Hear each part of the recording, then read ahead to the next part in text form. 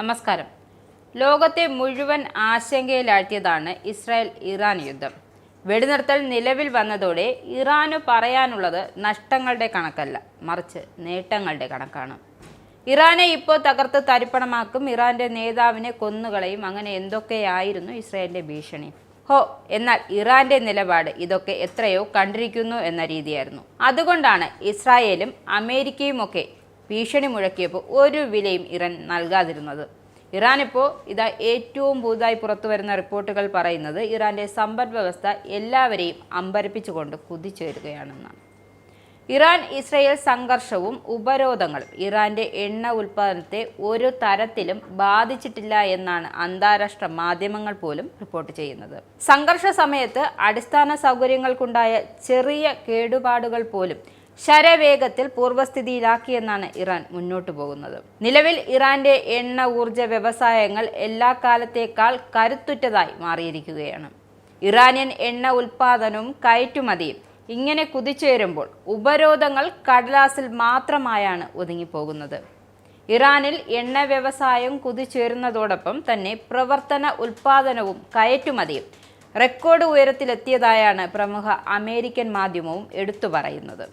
പതിറ്റാണ്ടുകളായി അമേരിക്കയുടെ നേതൃത്വത്തിലുള്ള ഉപരോധങ്ങൾക്കിടയിലും ഇറാന്റെ എണ്ണ മേഖല അഭിവൃദ്ധി പ്രാപിക്കുന്നത് ആ രാജ്യത്തെ ഭരണകൂടത്തെ സംബന്ധിച്ച് വലിയ ആത്മവിശ്വാസം നൽകുന്നതാണ്. 2024 ഉൽപ്പാദനം 46 വർഷത്തെ ഏറ്റവും ഉയർന്ന നിലയിലെത്തിയതിനാൽ 2025 അത് റെക്കോർഡ് ഉയരത്തിൽ എത്താനാണ് പോകുന്നത്. 2020 $18 ബില്യൺ നിന്നും 2024 ഊർജ കയറ്റുമതി വരുമാനം 12 വർഷത്തെ ഏറ്റവും ഉയർന്ന നിരക്കായി $78 ബില്യൺ ആയാണ് ഉയർന്നിരിക്കുന്നത്.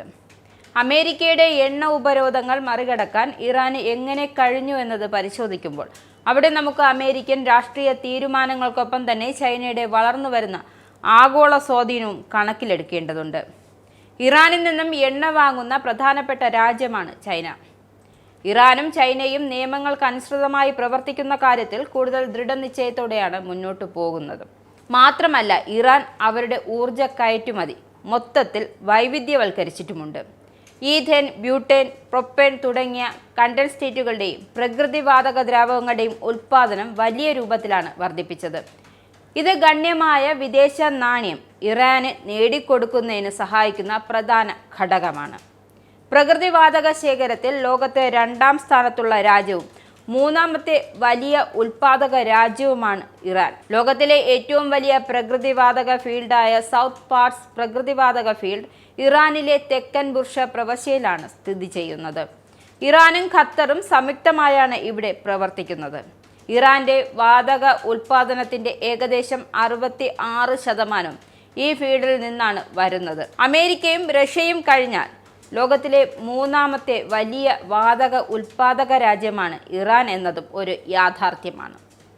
2022 മുതൽ ഇറാനിൽ നിന്നുള്ള എണ്ണ കയറ്റുമതി ചൈനീസ് കസ്റ്റംസ് ഔദ്യോഗികമായി റിപ്പോർട്ട് ചെയ്തിട്ടില്ലെങ്കിലും ഷിപ്പ് ട്രാക്കിംഗ് ഡാറ്റ കാണിക്കുന്നത് ചൈനയുടെ ഇറാനിയൻ ക്രൂഡ് ഇറക്കുമതി വലിയ രൂപത്തിൽ വർദ്ധിച്ചിട്ടുണ്ട് എന്നതാണ്. അമേരിക്കയുടെയും ഇസ്രായേലിന്റെയും ഉറക്കം കെടുത്തുന്ന കണക്കുകളാണ് ഇവ.